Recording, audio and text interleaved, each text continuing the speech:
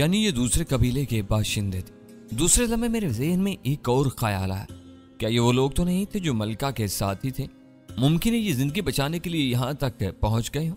गालबन उस रात मैंने मलका के 4 आदमियों को खत्म कर दिया था। इसके बाद इन्होंने सोच लिया होगा कि अब मेरे शिकंजे से बचना मुमकिन नहीं है।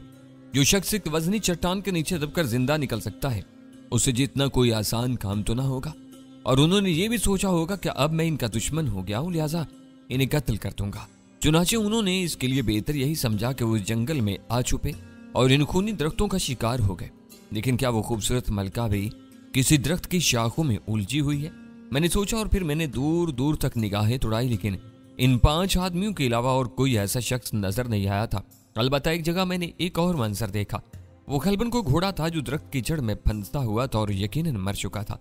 मैंने उसे करीब से जाकर देखा और उसकी भी वही कैफियत।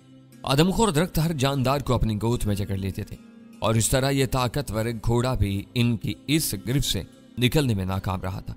मैंने इधर उधर देखा लेकिन मलका मुझे कहीं नजर नहीं आई। जहन्नुम में जाए, मैंने सोचा और इस सारे मंजर को यूं ही छोड़कर वापस समंदर की जानिब चल पड़ा। या मेरी वो किश्ती आज भी उसी अंदाज में पड़ी हुई थी जिसमें मैंने उस साहिल पर कदम रखा था। अब मसला इस कश्ती को दुरुस्त करने का था। यहाँ इस किस्म के औजार वगैरह तो थे नहीं कि मैं इसकी मुरम्मत कर लेता। किश्ती भी बिल्कुल खराब तो नहीं हुई थी, अलबत्ता काफी पोसीदा हो चुकी थी। चुनाचे मैं शाम तक सोचता रहा और फिर मैंने तय किया कि लकड़ी के तख्तों को जोड़कर ही काम चलाऊंगा, क्योंकि किश्ती की बाकायदा मुरम्मत करने के लिए मेरे पास कोई औजार नहीं थे। चुनाचे इस रात मैंने साहिल का एक हिस्सा आराम के लिए मुंतखब किया और रात को काफी देर तक मैं किश्ती को दुरुस्त करने की तरकीब सोचता रहा। कोई खास तरकीब जहन में नहीं आई थी, क्योंकि दरख्तों का सही इस्तेमाल करने के लिए औजार नहीं थे, सिर्फ हाथों से काम चलाना था और इसके लिए मैंने तरकीब सोच ली। दूसरे दिन सुबह को मैं मसरूफ हो गया। मैं दरख्तों की बहुत सी मोटी मोटी शाखें उखाड़ी और फिर इन्हें पतली गीली और मजबूत शाखों से जोड़ने लगा। इस काम में मैं 2 दिन तक मसरूफ रहा था। फिर मैंने इस किश्ती को लकड़ियों के इस बेड़े पर नस्ब किया और फिर लकड़ी की लचकदार शाखों को मोड़कर किश्ती के आधे हिस्से पर एक छत बनाई, क्योंकि इस बार मैं तवील सफर का इरादा रखता था और किश्ती को कुछ और आरामदेह बनाना चाहता था। मेरी ख्वाहिश थी कि मैं समंदर के तवील सफर में सितारा शनासी करूं और इस बार सितारों से लंबे अरसे तक सरगोशियां करता रहूं। तो जो काम मैंने किया था वो उस जदीद दौर से ताल्लुक नहीं रखता था। मेरी किश्ती को बहुत कदीम कहा जा सकता था, फिर भी वो इतनी मजबूत हो गई थी कि लंबे अरसे तक समंदर में सफर कर सके।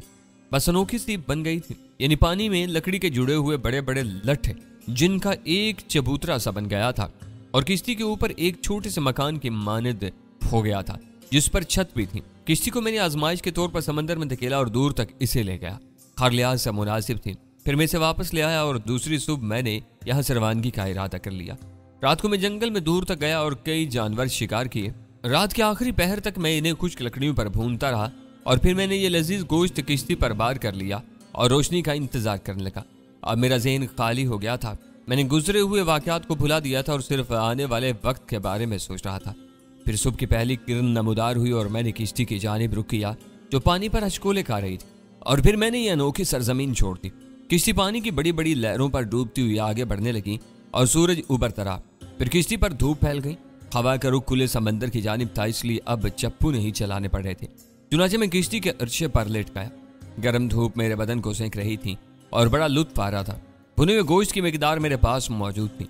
सूरज ढले मैंने इससे शुगल किया और फिर मैंने ये अनोखी सरजमीन छोड़ दी। किश्ती पानी की बड़ी बड़ी लहरों पर डोलती हुई आगे बढ़ने लगी और सूरज उबरता रहा।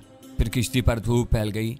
हवा का रुख खुले समंदर की जानिब था, इसलिए अब चप्पू नहीं चलाने पड़ रहे थे। चुनाचे मैं किश्ती के अर्शे पर लेट गया। गर्म धूप मेरे बदन को सेंक रही थी और बड़ा लुत्फ आ रहा था। भुने गोश्त की मिकदार मेरे पास मौजूद थी। सूरज ढले मैंने उससे शुगल किया और फिर बैठकर डूबते हुए सूरज को देखता रहा। बस एक उलझन थी कि किश्ती पर बादवान नहीं थे और इसे सही रुख पर चलने के लिए चप्पू चलाना पड़ते थे। हालांकि मेरे जहन में कोई सही रुख नहीं था, लेकिन सफर तो होना चाहिए, वरना इससे क्या फायदा कि दिन भर सफर करो और रात को हवाएं फिर वापस उस जगह पहुंचा दें। इसका हल यही हो सकता था कि अब अगर कोई आबादी नजर आ जाए तो उधर का रुख इसलिए किया जाए ताकि वहां से बादबान के लिए कोई कपड़ा हासिल कर लिया जाए।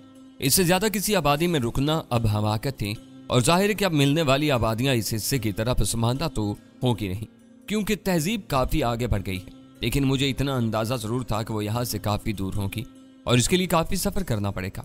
सूरज डूब गया था, फिर तारीकी छाती चली गई।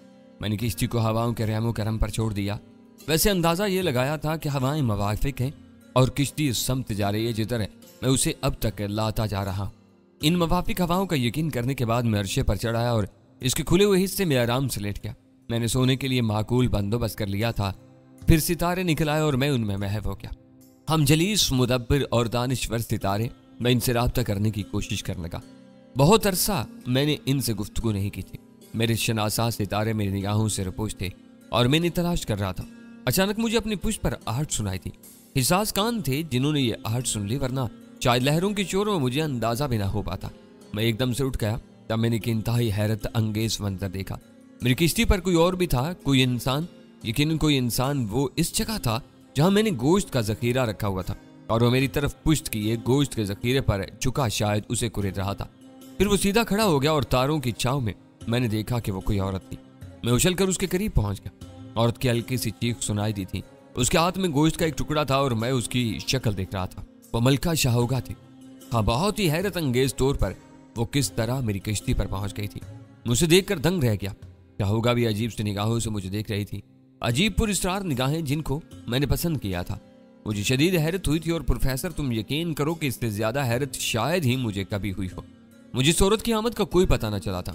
चंद साथ के बाद जब मैं हैरत के समंदर से निकला तो मैंने उसकी तरफ देखकर मुस्कुराते हुए पूछा, सिर्फ ये जवाब दो कि तुम इस किश्ती पर किस वक्त आई। उस वक्त, शाहूगा ने जवाब दिया, जब तुम इससे दूर थे और ये गोश्त इस पर बार कर चुके थे। लेकिन तुम इस वक्त कहाँ थी? दरख्तों की आड़ में। और वो लोग जो आदमखोर दरख्तों के शिकंजे में फंस गए थे, तुम्हारे वो साथी जो मेरे दस्ते बुर्द से बच गए थे, हाँ वो दरख्तों का शिकार हो गए। शाहूगा ने सुकून से जवाब दिया, लेकिन अब तुम इस किश्ती पर क्यों आई हो? बस मैंने यही बेहतर समझा कि एक ताकतवर आदमी की पनाह हासिल करूं।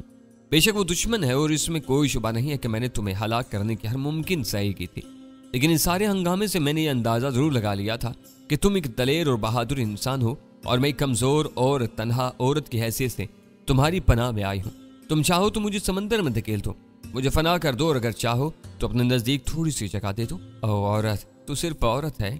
दूसरों के लिए तुम मलका भी होगी और बहुत कुछ होगी, लेकिन मेरी निगाह में तू सिर्फ एक औरत है, सिर्फ एक औरत। क्या तू एक मर्द के पास पनाह हासिल करना चाहती है?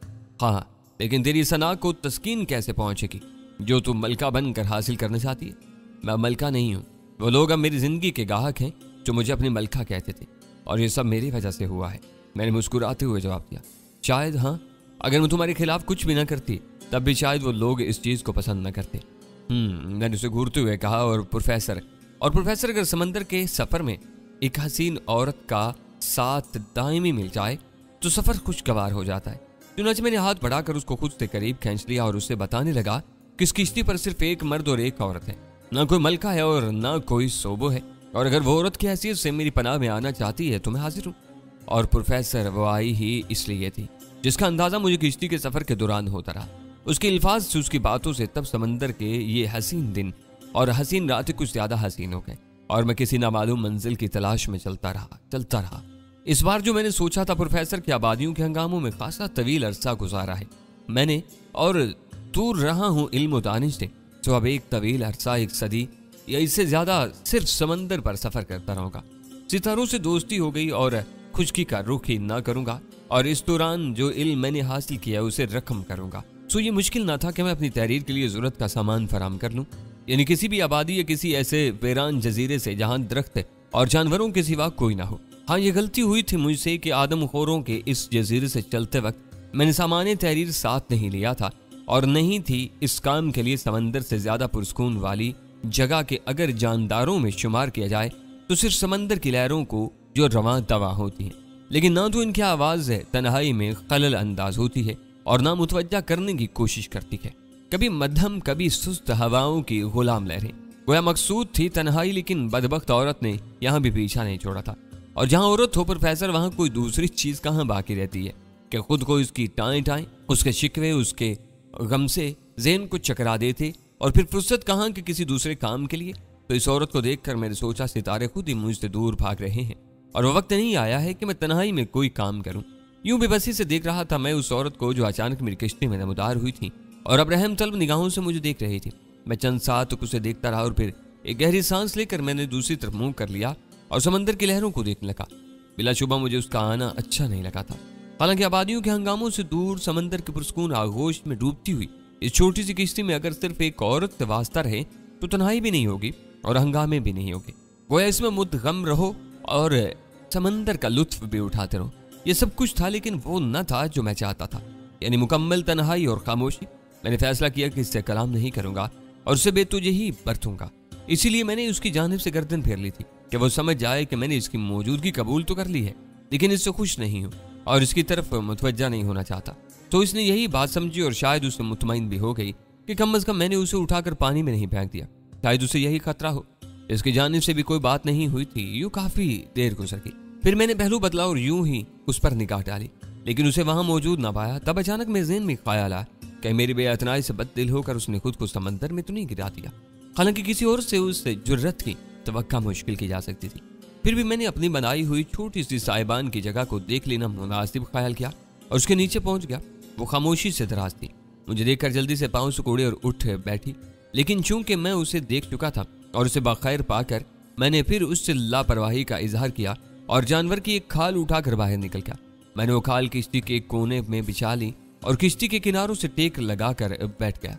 न जाने कितनी देर गुजर गई, वो वापस बाहर नहीं आई थी। मैंने भी तवज्जो नहीं दी। खाने पीने की मुतअद्दिद अशिया मौजूद थी। भूख लगे तो खाना खा लेगी और पानी पी लेगी, बाकी आराम से पड़ी रहे। और अगर उसने भी कोई खास कोशिश नहीं की तो अब जो पहली खुशकी आएगी उसे वहां उतार दूंगा और आगे गिरा लूंगा। वो जबरदस्ती तो नहीं कर सकती। रात हो गई, वो अपनी कुटिया से बाहर नहीं निकली थी और मुझे उस पर हंसी आने लगी। अच्छी जबरदस्ती की मेहमान बन गई है, किस मजे से आराम कर रही। रखवाला जो मौजूद है, क्या किया जाए। और मैंने सोचा ठीक है, औरत है, अगर तू खुद से मुझे मुखातिब नहीं करेगी तो मैं भी तुझसे कलाम न करूंगा। तो इसी कश्ती पर बूढ़ी हो जाए। रात बहती रही, फिर चांद निकल आया। मेरी निगाहें सितारों में गुम हो गई थी और फिर मैं सब कुछ भूल गया। कुछ याद ना रहा। सितारे निकल गए थे और चांद के साथ आंख मचोली खिल रहे थे। समंदर की आगोश में सबसे खूबसूरत मंजर यही होता है प्रोफेसर, बशर्ते कि खुली छत के नीचे हूँ और कहकशां से दिलचस्पी हो। मैं भी सब कुछ भुला बैठा और सितारों में अपने शनासा सितारे तलाश करने लगा। न जाने मेरे दोस्त सितारे कहाँ गुम हो गए थे। कहकशां की उम्मीद गारों में देर तक झांकने के बावजूद वो नजर नहीं आए और मैं हैरान रह गया। क्या इन्होंने अपनी जगह बदल दी है या फिर इनमें भी फना और नमूद होती रहती है। हालांकि सदियों से ऐसा नहीं हुआ था। तब मैं दूसरे सितारों की तरफ मुतवज्जा हो गया, लेकिन एक दुमदार सितारा खुद मेरी किश्ती पर ही मौजूद था। नहुसत का निशान। उसके कदमों की आवाज ने सितारों के तिलिस्म को तोड़ दिया और मैं इस तरफ देखने पर मजबूर हो गया। शाहुगा थी, मुजरमों के से अंदाज में मेरे सामने खड़ी थी। मैं उसे खुशी से देखता रहा। फिर जब मैं देर तक कुछ न बोला तो उसने ही लरजती आवाज में खामोशी तोड़ दी। मैं तेरी खुशी से इस किश्ती पर नहीं आई और मुझे मालूम है कि मेरी आमद से तू नाखुश है, लेकिन अजराह तकल्लुफ और इंसानियत मुझे बर्दाश्त कर रहा है। बाहर की हवाएं नम और खुनक हैं, इसलिए मैं नहीं चाहती कि तू मेरी वजह से मजीद तकलीफ का शिकार हो जाए। मैं बाहर रहूंगी, तू अंदर जाकर आराम से लेट। और मैं हवाओं की निगरानी करूंगी और अगर समंदर में किसी खतरे के आसार नजर आए तो तुझे उससे आगाह कर दूंगी। दिल तो चाह कि हंस पड़ूं। औरत की रवायती बेवकूफ़ी बोल रही थी। गोया मैं उसी के सहारे तो समंदर पर आया था और नम हवाओं को बर्दाश्त नहीं कर पा रहा था और अब वो मुझे आराम पहुंचाएगी और मेरे लिए चौकीदारी करेगी। लेकिन मैं हंसा नहीं और भारी आवाज में कहा, मैं यहाँ ठीक हूँ, तू अंदर जा। नहीं सोबो, मैं नहीं चाहती कि जो मैंने कहा है वही कर मुबादा। मेरे जहन में नफरत उभर आए और मैं तुझे शिकार बनाऊं। मैंने सख्त लहजे में उसकी बात काट दी और उसकी जुबान बंद हो गई। वो अपनी जगह खड़ी कांपती रही। तमतराक वाली मलका शाहुगा अब भीगी बिल्ली बन गई थी। मैंने उस औरत की आंखें देखी थी, बड़ी पुरस्रार और मकनतीसी आंखें थी जिनका मैंने खलूस दिल से एतराफ़ किया था। लेकिन यह दूसरी बात थी कि मुझ पर असर अंदाज न होती हूँ, जबकि आदमखोरों के पूरे कबीले ने इसकी बर्तरी तस्लीम कर ली थी और उसके अहकामात की पाबंदी करते थे और वो इनकी हुक्मरान थी। लेकिन अब इसका तिलिस्म टूट गया था और वो अपने दुश्मन की मेहमान थी, बिन बुलाई मेहमान। लेकिन न जाने क्यों उसने इस किश्ती पर आने का फैसला किया था। यह बात तो वही बता सकती थी, मगर उससे पूछता कौन। फिर मैंने उसे वापस जाते देखा। बड़े टूटे टूटे कदमों से वो डोलती किश्ती के साहिबान के नीचे चली गई और उसके बाद रात भर बाहर नहीं निकली। और मैंने सोचा कि अच्छी बात, वो खाती पीती रहेगी। मेरा क्या जाता है, अगर मैं उसे घास नहीं डालूंगा तो मुझे परेशान भी नहीं करेगी और मैं एक तरह से तनहा ही रहूंगा। और प्रोफेसर, ये भी सोचा मैंने कि अगर किसी रोज या किसी रात औरत की तलब नागुज़ीर हो गई तो उसे कोई मकाम दे दिया जाएगा। दिन की रोशनी में उसने मुझसे कोई बात नहीं की और किश्ती के दूसरे कोने में खामोश बैठी रही। किश्ती मुवाफिक हवाओं के दोष पर जा रही थी اس لیے میں سائبان کے نیچے جا کر لیٹ گیا اور اپنی آنکھیں موند لی۔ پھر شام کی خنک ہواؤں نے ہی جگایا تھا۔ میں نے انگڑائی لی اور پھر مجھے چاہوگا یاد آئی۔ دیکھنا چاہیے سفید ملکہ کیا کر رہی ہے۔ میں باہر نکلا، وہ کشتی کے کنارے بیٹھی سمندر کی لہروں کو دیکھ رہی تھی۔ بے پناہ اداسی اس کے چہرے سے جھلک رہی تھی۔ ایک لمحے کے لیے میں نے سوچا کہ تکلف کی دیوار ہٹا دوں، لیکن اس میں کچھ لطف آ رہا تھا، اس لیے میں نے قدموں کی آواز پیدا کی اور حسب توقع اس نے چونک کر دیکھا اور پھر اپنی جگہ سے کھڑی ہوگی۔ اس سے کچھ کہنے کے لیے ہونٹ کھولے اور میں نے اس کے سوکھے ہوئے ہونٹوں پر نگاہ اڑائی، لیکن کوشش کے باوجود کچھ بول نہیں سکی تھی۔ سائبان میں جاؤ اور کچھ کھا پی لو، میں نے کہا۔ تب تمہارے لیے لاؤں؟ اس نے پھنسی پھنسی آواز میں کہا۔ نہیں، میں تمہارا محتاج نہیں ہوں، میں نے درست لہجے میں جواب دیا اور وہ خاموش ہو گئی۔ پھر گردن جھکائے وہاں سے سائبان کے نیچے چلی گئی اور پھر ساری رات اس نے وہاں گزاری اور میں نے اختر شماری میں۔ یوں تیسرا دن بھی گزر گیا اور یہ سمندر کے سفر کی چوتھی رات تھی۔ اس دوران میں نے ایک بار بھی نگاہ بھر کر اس کی طرف نہیں دیکھا تھا۔ حسب معمول دن میں سائبان کے نیچے رہا تھا اور رات کو وہ دن کے جھلسا دینے والی دھوپ میں اس کا رنگ سنولا گیا تھا۔ بال بکھرے رہتے تھے اور ایک عجیب سی ویرانی اس کے چہرے سے چسپاں ہو گئی تھی۔ میں بالکل پرسکون تھا اور اس سے اجنبیت کے سلوک میں تبدیلی کی ضرورت پیش نہیں آئی تھی۔ یہ رات بھی دوسری راتوں کی مانند خوشگوار تھی۔ چاند کا سوتا پگھل رہا تھا اور سمندر پر سنہری شفق اتر آئی تھی۔ کبھی کبھی بادلوں کے سائے چاند کے چہرے کا گھونگھٹ بن جاتے اور یوں لگتا جیسے کسی نئی نویلی دلہن نے شرما کر گردن چکا لی ہو، لیکن ہواؤں کی شرارت دلہن کے چہرے سے گھونگھٹ الٹ دیتی اور حسن کی کرنیں بکھرنے لگتی۔ بادل اور چاند کی یہ آنکھ مچولی کافی دلکش تھی اور میں اس میں پوری طرح محو تھا کہ اچانک پانی میں چھپاکا سا ہوا اور میرا خیال بٹ گیا۔ شاید کوئی شارک پانی میں اچھلی، ممکن ہے وہ کشتی کے ساتھ ساتھ چل رہی ہو۔ میں نے مچھلی کی تلاش میں نگاہ اڑائی۔ کشتی اس جگہ سے تھوڑی دور نکل آئی تھی اور دفعتاً ہی مجھے دو انسانی ہاتھ سطح سمندر پر ابھرتے نظر آئے اور میں چونک پڑا۔ سوچنے کا سوال ہی نہیں پیدا ہوتا تھا۔ میں نے پانی میں چھلانگ لگا دی اور برق رفتاری سے اس انسانی بدن تک پہنچ گیا۔